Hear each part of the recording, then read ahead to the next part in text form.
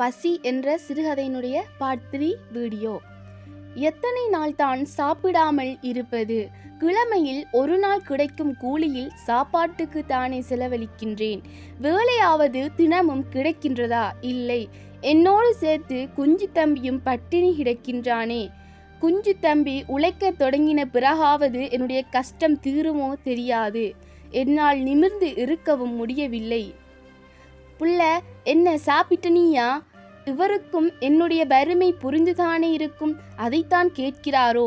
சாப்பிடவில்லை என்று சொன்னால் மட்டும் இவரால் என்ன உதவி செய்துவிட முடியும்? அவரும் தன்னை போல தினமும் கைகளை கசக்கி சாப்பிடுபவர் தானே. என்னம்மா, காலமே ஏதும் சாப்பிட்டு வந்தனியோ? இதற்கு என்ன பதில் சொல்ல போகிறேன்? தலையை மேலும் கீழுமாக ஆட்டி வைத்தேன். இல்லை என்பது போலவும் ஆம் என்பது போலவும் இருந்தது. ஆனால் அவரால் எதையும் புரிந்து கொள்ள முடியவில்லை.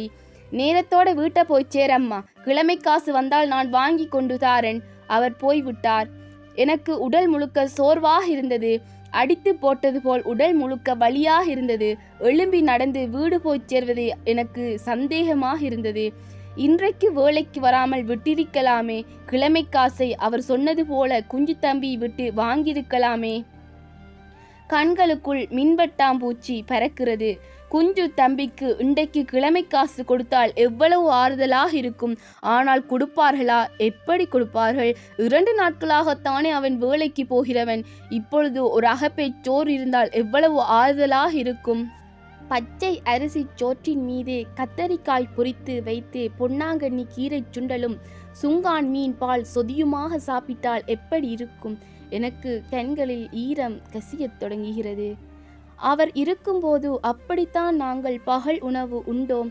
அருவி வெட்டும், மீன்பிடியும், கருவாடு போடுதலும், வயல்வெளி என்றும் பசுமாடு என்றும் சந்தோஷமாகத்தான் இருந்த நாங்கள். காலையில் குரக்கன் ரொட்டியும் பழங்கறியும் வேணும் அவருக்கு.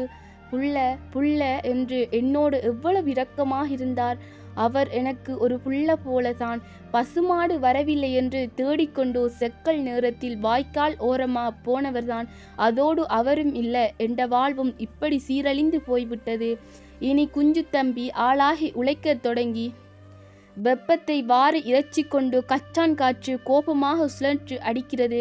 வாயெல்லாம் காய்ந்து கணம்புட்டி வெடிப்பது போல திட்டு திட்டாக அரித்து எரியத் தொடங்கியது. நாக்கால் உதட்டை தடவி ஈரப்படுத்த பார்க்கின்றேன். இதோட இந்த பார்ட் முடிஞ்சிட்டுது. நெக்ஸ்ட் பார்ட் வேணும்னு சொன்னால் சேனலை சப்ஸ்கிரைப் பண்ணி விடுங்க. வீடியோ பிடிச்சிருந்தா லைக் பண்ணுங்கள், ஷேர் பண்ணுங்கள். தேங்க்யூ.